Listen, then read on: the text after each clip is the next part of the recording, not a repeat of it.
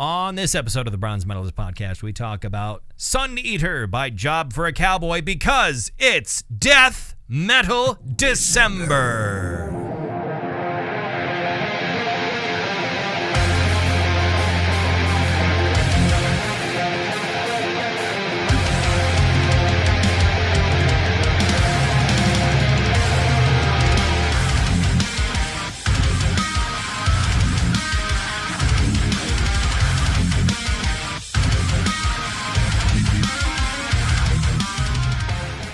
Welcome to another episode of the Bronze Metalist Podcast. I'm Kale. I'm OJ. We're two professional broadcasters, and we like metal, and we like to talk about it.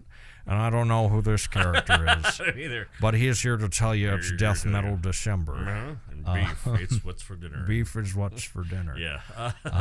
It wasn't. It was chicken for me. I don't know. I had a corn dog. I'm not sure what kind of meat was in there. There was probably some cow in there somewhere. Probably. Somewhere in the mix. So there was beef-esque meat in there. And some iguana and potentially whatever happened to have fallen into the vat. Right. There's some moose in there, maybe. I think if there is a moose roaming around your corn dog factory to fall into your corn dog slurry vat, I think you've got big problems.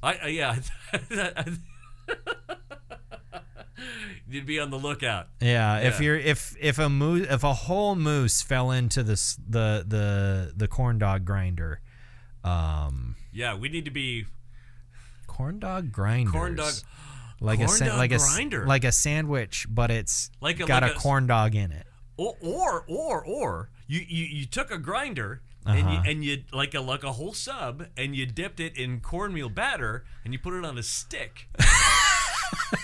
This is the second time in a month that we've had a corn dog related food idea. But that one, I feel like that would be hard. That would be very large. You'd need a very large deep fryer. You have to find a way to make it a small grinder. Okay. Like a little sub. A little sub. I never quite understood the name grinder for a sandwich. Yeah. Because it's like I don't know, the weird different names for ever so subtly different sandwiches. Right. Like sometimes some people call I was under the impression that a hero was not quite so similar to that, but apparently it is, depending upon where you're getting it. Right. A hero, a sub, a grinder. Now, a po' boy, that's a very specific thing. A po' boy is a specific thing. Yeah. But like these other kinds of sandwiches, I look at that and I go, that's a sub. Yeah. That's a sub. And that's a dumb. Hey! All right. Sex. The joke is sex. Yes. Ladies and gentlemen. Yeah, we're talking about... Yep. Couldn't even. There you go. Couldn't even finish that. That's what she said. Different sex thing. All right. Yeah. Yeah. How you doing? I'm doing great. How was your week? Thanksgiving. Yeah. No, me too. Food. I watched movies and TV shows. I watched all of Stranger Things. Stranger Well, Things. the first half of season 5. All of it that was available. All of it was available. Okay. I mean, the second half of season 5 isn't available for until the end of the month or whatever, or beginning of next year. I'm not sure when. That feels like a weird way to do it. Yeah, they do half now and then half later. I feel like either just do it one episode at a time or do it all at once. Don't do this weird kind of I don't know, half thing. And I don't get it. I heated up a can of chili and I put Fritos in it. That was my Thanksgiving dinner. Nice. It was nice. I enjoyed it. I mean, I didn't do anything on Thursday because my family was doing Thanksgiving on Saturday. And they don't love you, so. Yeah, I didn't go. No. No, yeah, I went. Yeah. You went. But no, like Thursday, I didn't do pretty much anything. Right. Well, okay, I did do something. I primed my Space Marines that I've been working on. Sure. And then on Sunday, I base coated them, which they're all sitting over there. I finished base coating with the other colors on one of them last night, but that one needs a lot of cleanup because I feel like I was rushing too much and it's kind of sloppy. Is that the one sitting on the base over here? Or? Yeah, that's the one on the painting handle. Gotcha. I think what I'm going to do instead of like what I've done previously is like I would base coat every like all of the spots that are using the same color. I would do one mini and then move on to the next mini, and just do like one color a session, and that feels. It takes so long to finish any of them doing that way because you end up finishing them all at the same time. Ha, ha, ha, ha. You end up completing them all at the same time. You pervert. I mean, yeah. But like you end up completing them all at the same time. Yeah. And I feel like it's more satisfying to just work on one at a time until it's finished instead of doing it separately like that, because then you feel like you accomplished something. You have a finished product to look at. Right. You feel like you have individuals too. I mean. Yeah. The process for painting each one might have its own little idiosyncrasies. The one that I started with is one that when I was base coating with my airbrush. This was the second batch because there's 10 minis. Yeah. And so I base coated the first batch and that went fine. And then for whatever, I got kind of annoyed with my airbrush because it felt like it was not like spraying as well as it should. And it felt like the coverage wasn't as much as I would like it to be. So I really, I thinned the next batch of paint way too much. Sure. And I hit this first mini with it, and within a second and a half, it was swamped with paint. It was absolutely like drenched in paint, and I was like, well, that's not going to dry right. So I immediately had to towel it off, or I didn't towel it off. I took the there's a little squeeze bottle right behind you there that has a mix of water and Windex in it. Gotcha. And you're really getting to be like a professional almost. It seems. I've had that sitting. I've had that sitting there forever and ever. Well, I've hardly drank any of it. Okay, good. That's good. I mean, I actually don't know how good the mix. I grabbed it because it was clear. It was clear Windex, and I didn't look at what's in it. And it's got vinegar in it, which I don't know if that's actually what you're supposed to have. I would think ammonia would be the thing. That's what's in regular Windex, but this clear Windex, and it is Windex, but this clear one had vinegar in it. Yeah. Which I don't know if that's actually what I want in there, because the main idea is that it's just it's a surfactant. That's mostly for cleaning out the little cup on the airbrush. I feel like ammonia is the opposite of vinegar. I feel like that's a base, and vinegar is kind of an acid. Yeah, so I don't know if that's actually what I want in there. I wanted clear stuff because the Windex is normally blue, right? And so is 95% of the paint I'm putting through the airbrush. So it's hard to tell when the airbrush is actually clean if the stuff I'm trying to clean it with is also blue. Right. It's like I have no idea if this is clean or not. But anyway, I sprayed it off with that little squeeze bottle and got almost all the paint off pretty quickly, and managed to thicken the mixture up a little bit so it wasn't quite so bad for the other minis. Nice. But there was still some spots where it definitely dried weird. It like turned kind of white in some spots, so I had to kind of do some touch-ups while I started painting. So it might have been the vinegar, you thinking, maybe?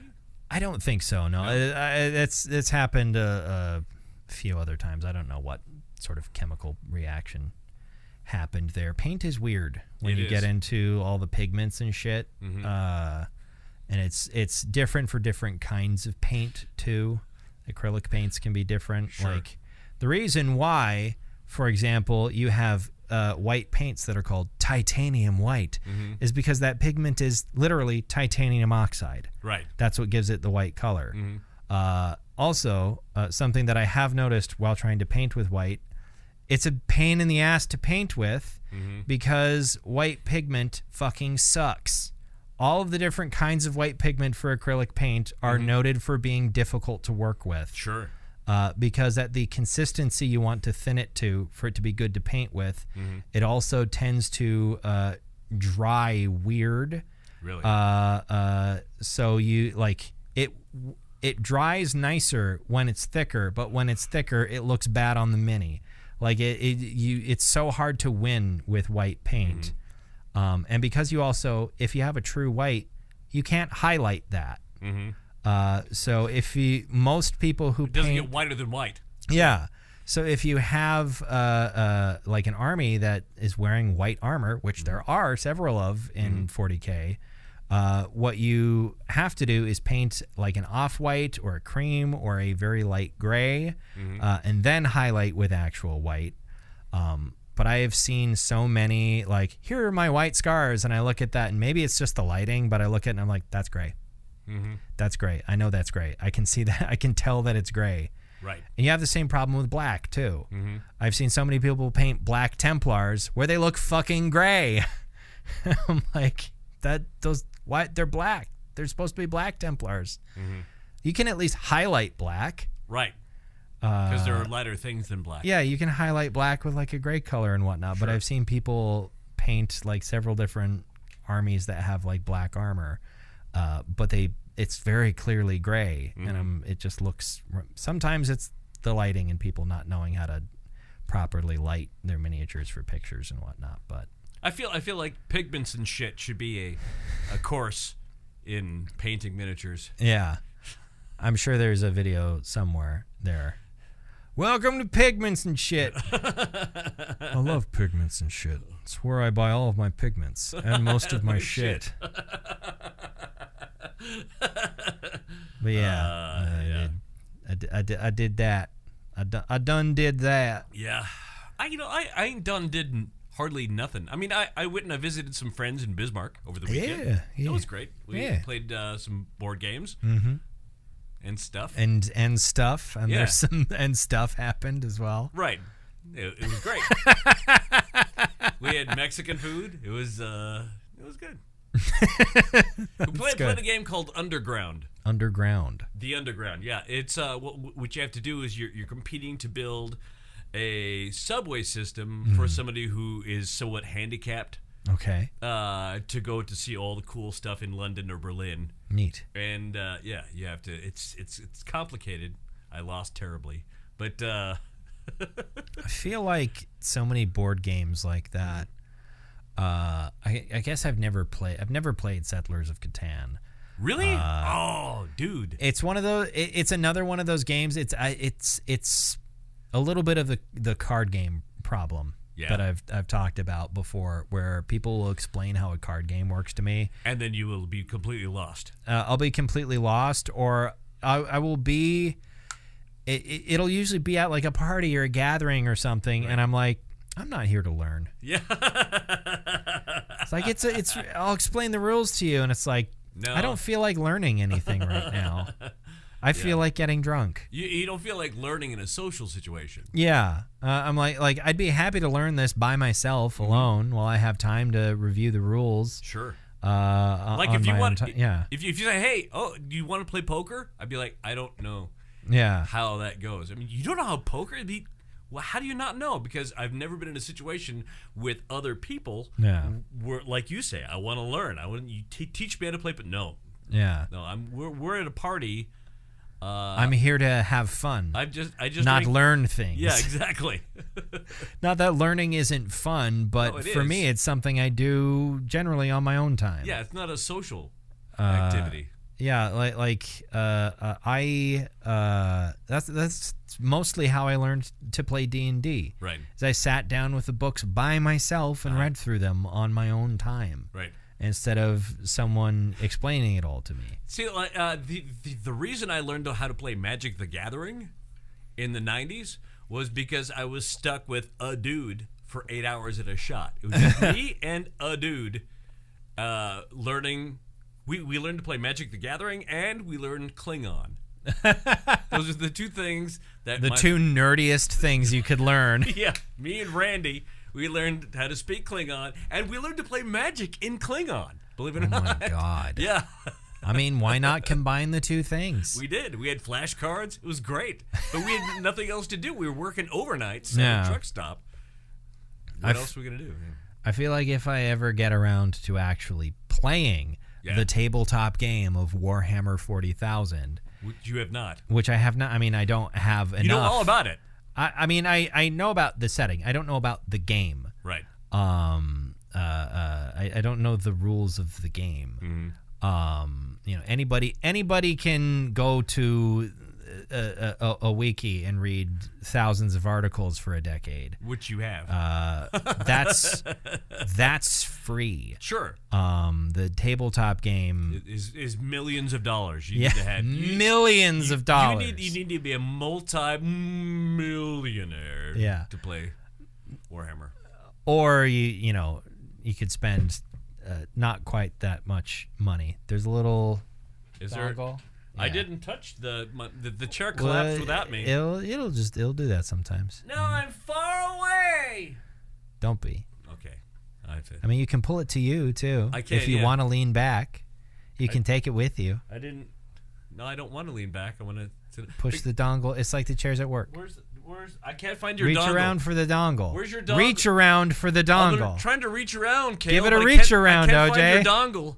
Where is your dongle? It's where you would expect a dongle to be for a chair like that. I can't find your dong, Cale. Oh, there it is. You got to lean forward and push it in. Lean forward and push the dong. You're not far enough forward. First of all, put your legs like this so you can. Okay, you got it? Yeah. All right, cool. I got. You figured out how the fucking chair works? Yeah, I figured out how. I learned to work a chair. I learned that just now. Congratulations to me. But yeah, if and when I ever actually play this fucking game, it will, You won't. I don't. I will. Uh-huh. Fuck you. I'm going to. Now you're going to, just despite the fact that I said that. Exactly. But like once I get around to it, part of the reason why I don't have like any books at the moment is largely because there's going to be a new edition of the game coming out in the summer, and it feels like a waste of money to buy a codex that is probably going to be outdated. Before I even finish my army. Like, I doubt my army will be in a playable state by this coming summer. Just because it takes a while. I don't have 8 hours a day to spend on painting these fucking minis. I love that I found that video of the woman saying, men don't have hobbies. they just do stuff to impress women. Right, and then they immediately cut to the dude painting Warhammer minis. Like, yeah, really? Yeah, I'm doing this for the chicks. Yeah, exactly. I'm doing this for all the ladies. Man, when you're painting these minis, I hope you have a lifeguard on hand. Yeah, because you're going to be drowning. I have to bar the door and keep them out.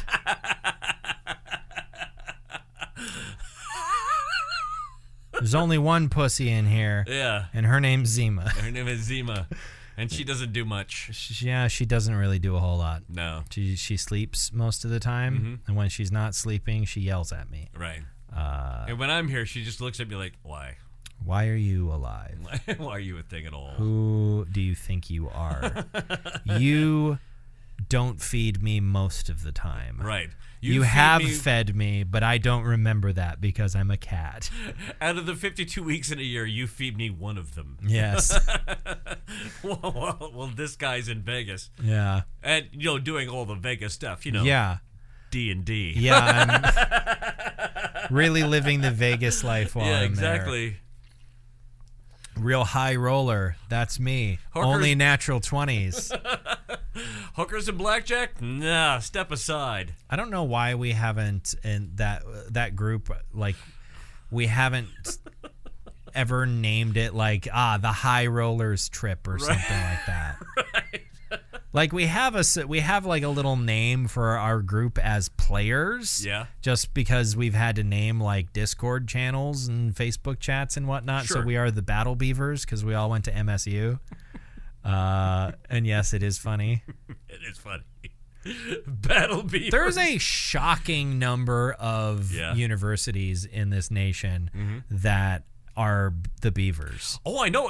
It's where Rochester, Minnesota. Yeah, there's one in Minnesota. There's, I think, one in Washington as well. Because they have the Beaver Battle every year at MSU. Yep. And so I thought it was the Beaver Bash. Beaver Bash, that's what it is. Yeah. It's the Beaver Bash, and me and our boss Gene were tasked with writing radio commercials for that, which we did. Yep. We wrote a doozer, and we gave it to Jeff to record, and he's in the other room going, "What? We can't put this on the air." Yeah. It's hot. Beaver on Beaver action.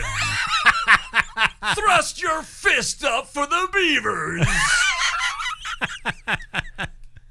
I'm still sad that the liquor store that is just off campus was not allowed to be named Beaver Liquor. Yeah, sorry, Mike. Yeah. It's a shame. Beaver Liquor. It's a shame. That's the place where you narrowly avoided getting hit by a car. I did. While inside the building. Well, I was there. You were there minutes before it happened. Minutes before, and then I got a 6-pack of beer, and I got in my car, and I went home, and like minutes later, the woman.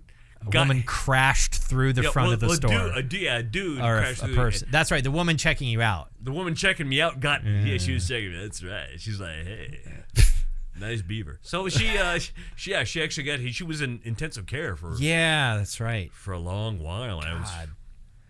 It was really sad. Yeah, that was wild.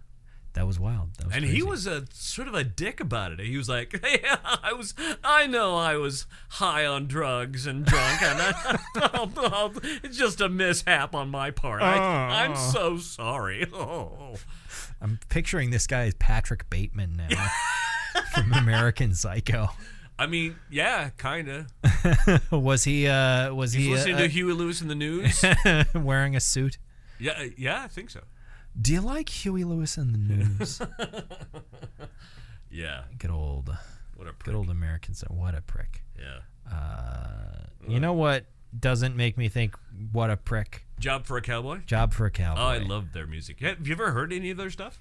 I have, actually. Really? I listened to some of it today. What did you hear? I listened to the album Sun Eater. As did I. Wow, what a coincidence. Let's talk about it.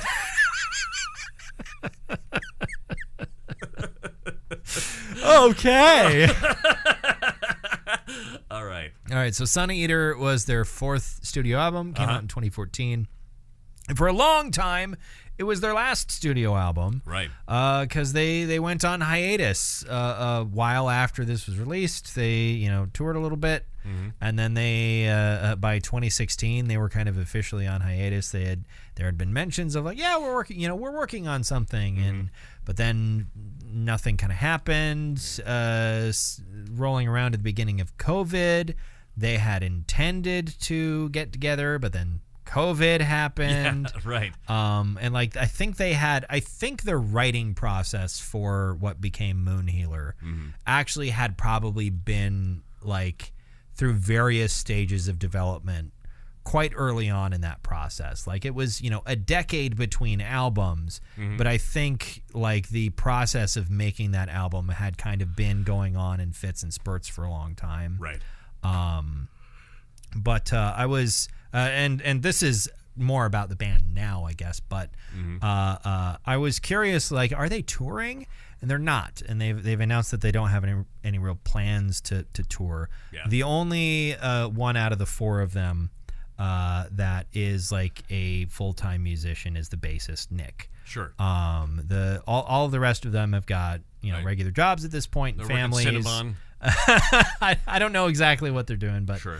They've got full-time jobs and families, so they don't really have time to tour, basically. And you know what? If them being a studio band and committing to that means that they'll actually make more music, we're cool with then that. I am so cool with that, because Moon Healer is amazing, and Sun Eater is fantastic, just as amazing. It had been a long time since I had listened to this. Even after Moon Healer came out, I didn't go back. I was like, wow, this is so great. And I remember this being good. This is actually the second time this has been talked about on this podcast, but only the first time with you. Right. It was one of the episodes, I think, for the first Death Metal December that I did with Jaron way back when. But did you talk to him at all? I haven't talked to him in a while, no. Kind of lost track of each other a little bit. But sure. In any case, I also used to primarily communicate with people through Facebook Messenger, which I haven't touched in years. Sure. Who's to say? But anyway, I only tell people that I wish they didn't exist through Facebook Messenger. I hardly ever even open Facebook in general anymore. No. If I open Facebook, it's an accident. I don't know why I still even have the app on my phone. I'm in a poke war with 3 people, and that's it. And that's the only thing. That's the only. You just need to keep it going. Basically. Yeah, you need to keep it going. It's like your Snap streak. Right. With Beth, that it's almost 3,000 days. It would be a shame if it stopped. It would be awful. It would be a tragedy. Yeah. I mean, I'd like to just give up my cell phone. But you got to keep the Snap streak going. Yeah. But anyway, going back to this, I remembered this album being slower than it is. Definitely the opening track is kind of slow, and I don't want to say ponderous. Because it's good, though. that like ponderous implies a certain level of negativity, where this is it is not a doomy song, but it's just a proggy death metal track that takes its time. Right. It's very good, and the BPM of the rest of the album is relatively high. I don't think it's quite as blisteringly technical as Moon Healer ended up being. No, but it is still very impressive. And the leads on this. Oh my God. The fucking leads on this are so amazing. The leads, but also the bass.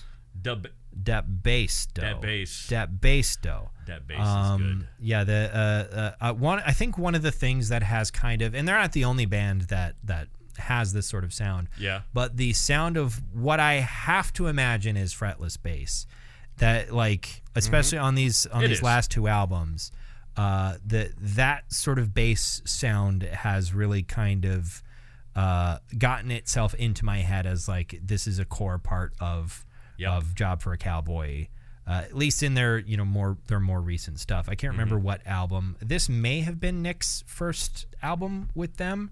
Maybe the second one. He might have been on Demonocracy. I don't remember, which came out in 2012.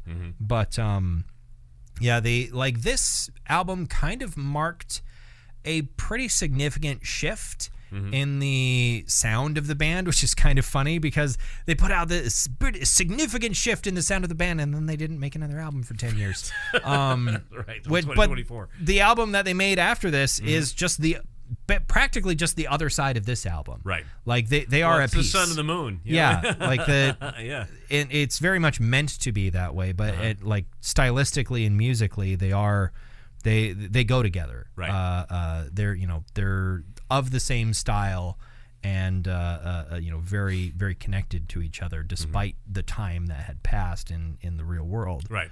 And the next project, of course, is going to be Afrocentric flute music.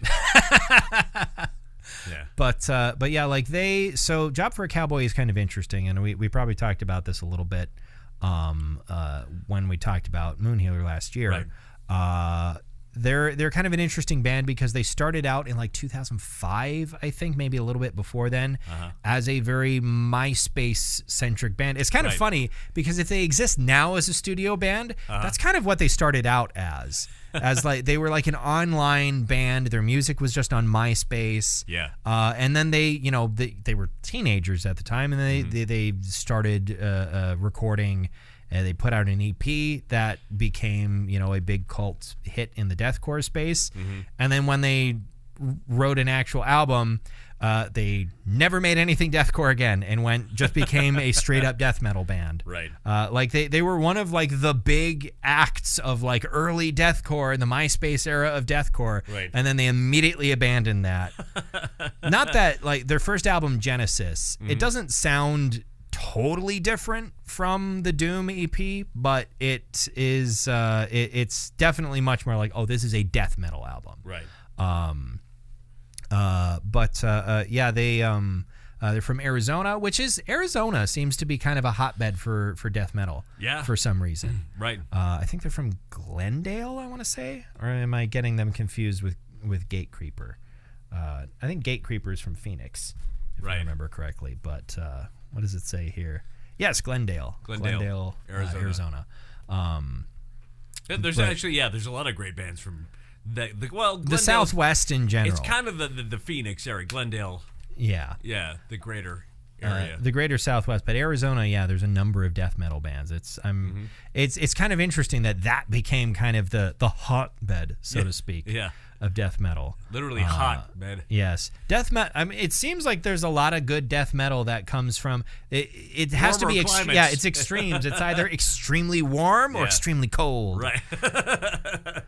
It's Arizona, Florida, or Sweden. Sweden or upstate New York really also as well. I guess. I feel like upstate New York is really only death originally, and then they're associated with Florida. Cannibal Corpse is from New York, but they moved to Florida. They're much more all of Florida. all the death metal bands that are from New York moved to Florida, right? For some fucking reason. Why wouldn't you? Or was Death, or is it just Chuck Schuldiner? I think from just there? Chuck himself. Well, I mean, is from can you really separate the two? Because early on, Death also was in the Bay Area at some point too, weren't they? Actually, it was mid. It was mid-death. It was mid-death. Mid-death. Mid-death. They went. They were in the middle of dying. Right. They went to. They went to the Bay Area. They went to San Francisco. Yeah. They went to Oakland. And then back to Florida. And then they went back to Florida. Yeah, I remember seeing the documentary about Death, and then seeing oh my God, the drummer. Oh my God, why am I forgetting his name? It's the atomic clock. Yeah, the atomic. What the fuck? Why am I forgetting his name? Isn't it Glenn something? Gary Glenn Ross? Glenn Ross. Coffee's for closers. Put the coffee down. Anyway, I've ever seen the exasperated look on his face when he's like, then we went to California, but then we came back to Florida. And had to move so much. He had to move so much. Glenn, my God. Find his name. I'm getting there. I'm working on it. I'm working on it. Holy balls. We got his first name. Gene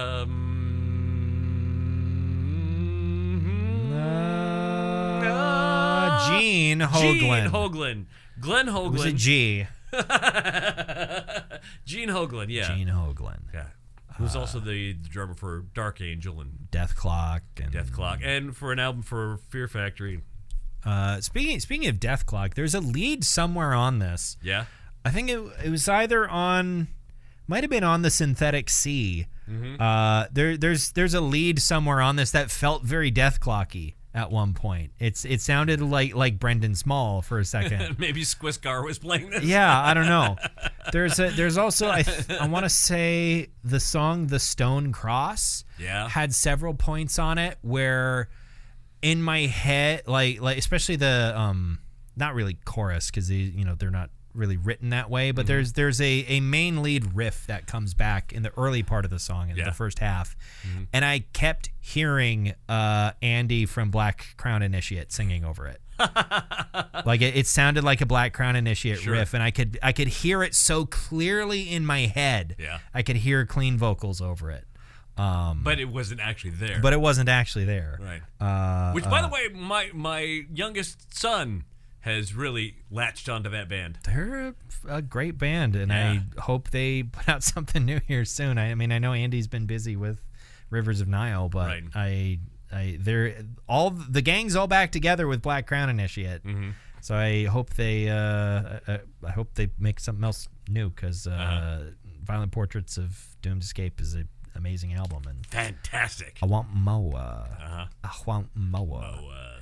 I want Moa, the extinct flightless bird from New Zealand. Exactly. Moa. But I can't have Moa because they already all got eated. By people. By people, yes. Yeah. I mean, look, when you're a bunch of humans and you get to an island and there's not already humans there, and you're like, what are we going to eat? And you see a gigantic, very edible looking bird.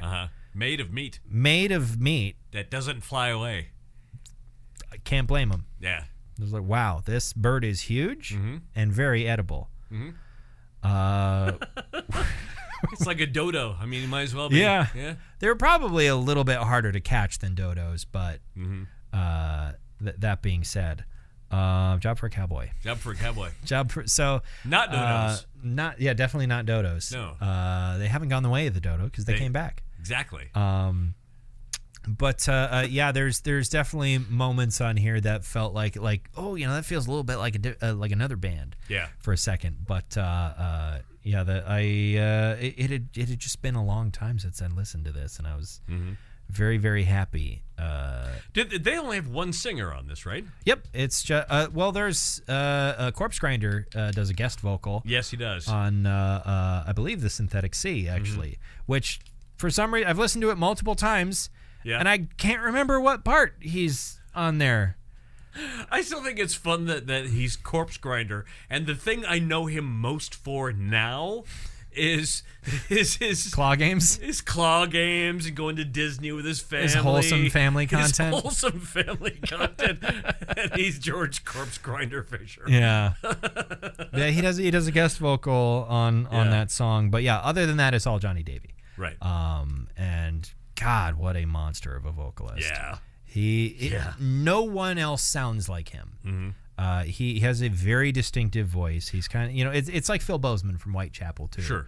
Where there are definitely other vocalists who go as low and as guttural as they do, who can make all kinds of gross, nasty sounds, but nobody sounds the way that they do.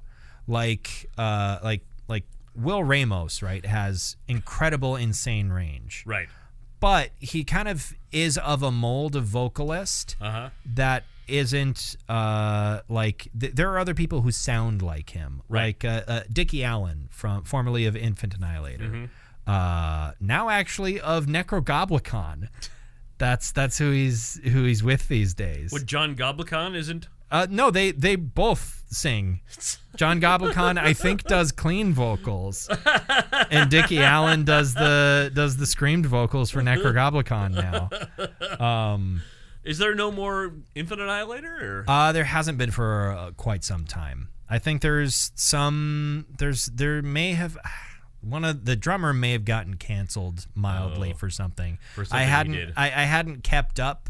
But I heard him mentioned in a video that was specifically a guy putting together a bunch of the worst possible tours. Yeah. And someone one of the tour headlines was like the canceled tour or something like that.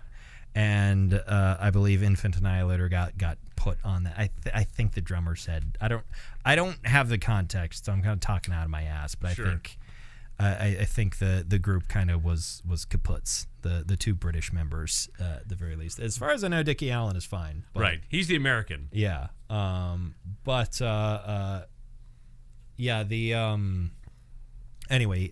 Dickie Allen and Will Ramos. Right. I remember when Will Ramos first joined Lorna Shore, there was a number of people who were like, wow, he sounds a lot like Dickie Allen. Like concerningly like Dickie Allen. But I think they just happen to have very similar sort of voices. Right.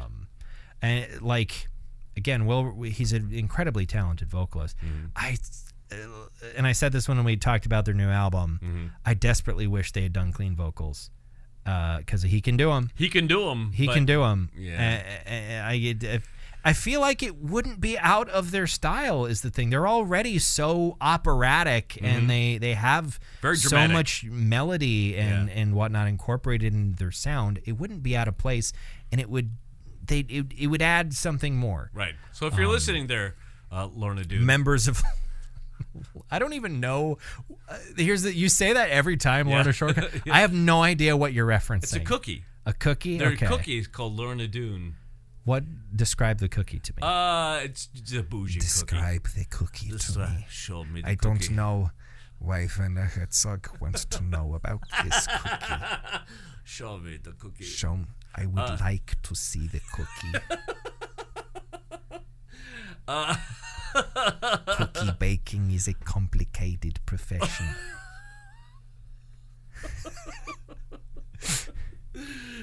Here, my grandchildren, I have baked you some cookies. Just imagine. I've said this before. I adore the fact that Werner Herzog is a grandfather. Right. Because I'm just imagining him doing grandpa things and being himself. Yeah. And it's funny because he's so strange and morose. Yes. What was the name of the bear guy? Timothy Treadwell, I think. Timothy Treadwell is a very stupid man. I will not get you a teddy bear because bears are terrifying creatures. Have you looked into the eyes of a bear, little Hans? I don't know what his grandchildren's names are. I presume they're German, so little Hans. Here is a penguin, Hans. Penguins are very stupid. They are stupid, but they are also cute. I don't know if Werner Herzog has ever called anything cute. No, probably not. But I would love to know what Werner Herzog considers to be cute. Right. Well, probably his grandbabies. It's probably something exceedingly normal. We'll get back to Job For A Cowboy in a second. one of my favorite YouTube titles and thumbnails I've seen. Yeah. Oh God, I'm gonna forget what it actually was. I saw it just the other day. It's a picture just of Werner Herzog's face, but I think it's like sliced down the middle and mirrored. Yeah. So like his face is perfectly symmetrical and kind of weird. And I think the title is something like Werner Herzog is extremely normal or something like that. And it's like an hour and a half long. What? I don't think I've watched it, but I'm sure it's meant to be ironic. Is it his voice or is it somebody? I don't know. I haven't watched it. You haven't watched any of it? I haven't watched it. I've just seen the thumbnail multiple times and gone, well, that's a weird thing to to say and do because everyone knows Werner Herzog is not normal. Yeah, no. But Job For A Cowboy. Does this album slap? Yeah. Absolutely 110%. It slaps the ever-loving shit out of me and you and your mom. Indeed. Especially your mom. Yep. The score, I just went off the reviews there on Wikipedia because it's lazy. There are only 4. It came out at 76.25, which I feel is kind of low. That is low. For this, which I think is excellent, personally. What's your favorite song? I think Buried Monuments is possibly Buried Monuments is... I had trouble choosing. Yeah. There's so many of these are so good.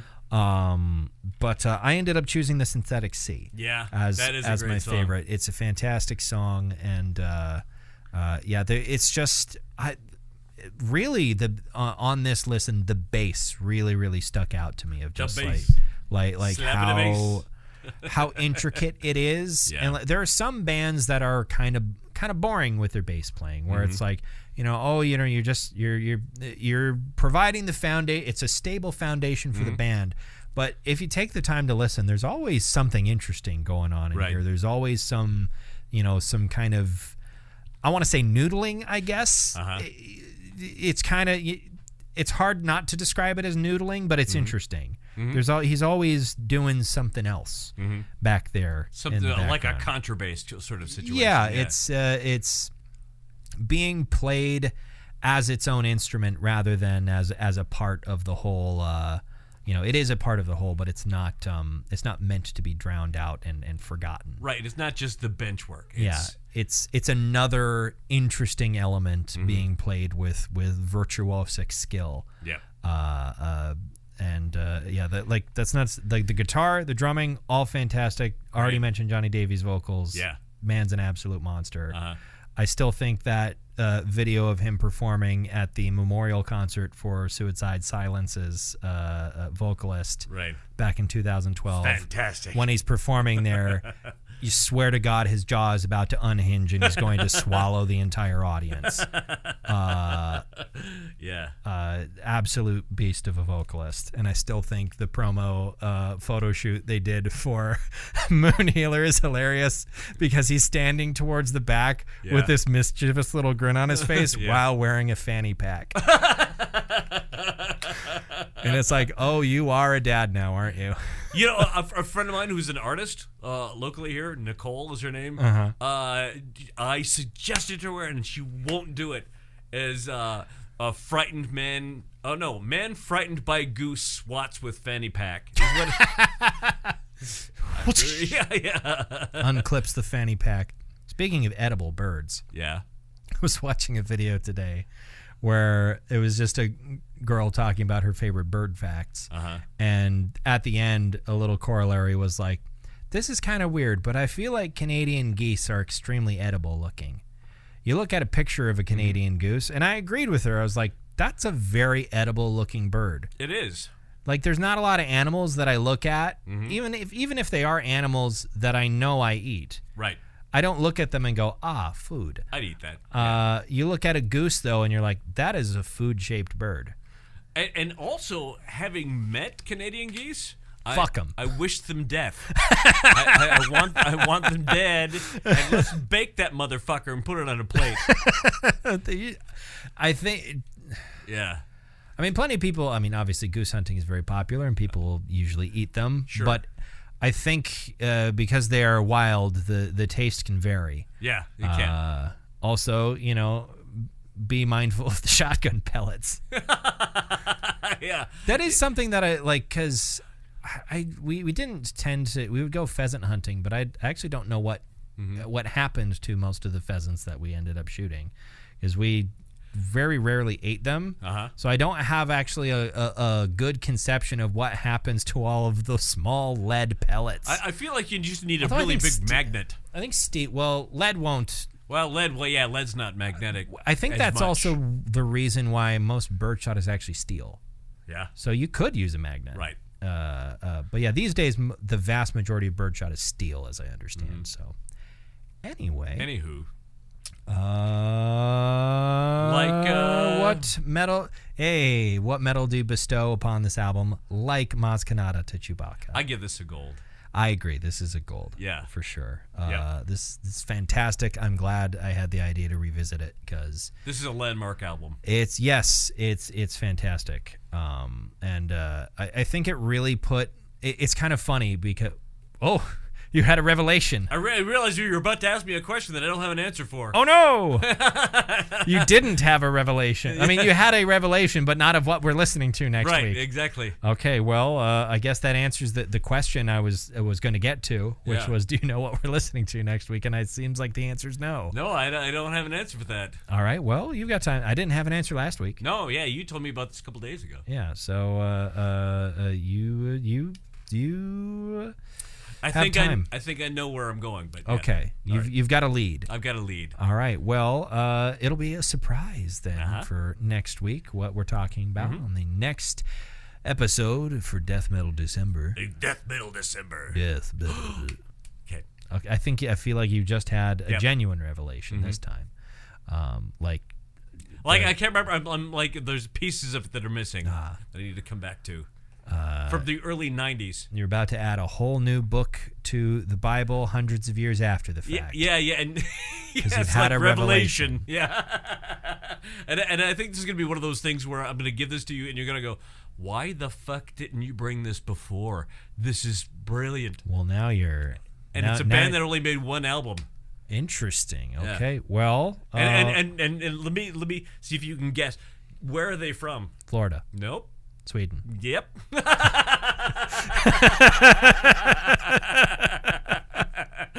No, the question is which. The question is which Sweden. Are we talking Gothenburg? Or are we talking Stockholm? I'm going to say Stockholm. We'll talk next week. All right.